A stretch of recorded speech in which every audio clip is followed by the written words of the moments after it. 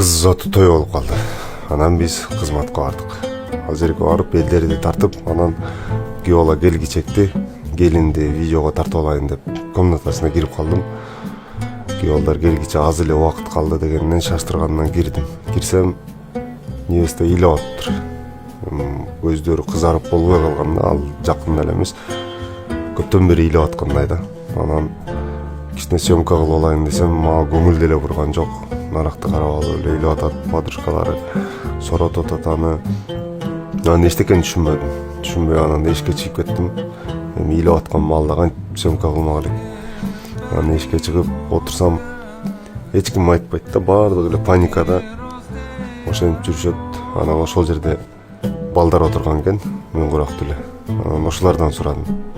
Эмне болду, эмнеге ыйлап атат депчи. Съемка кыла албай чыктым десем, өзү негизи ал кыз эмес, ал кыздын эжеси элге тийиш керек болчу экен да.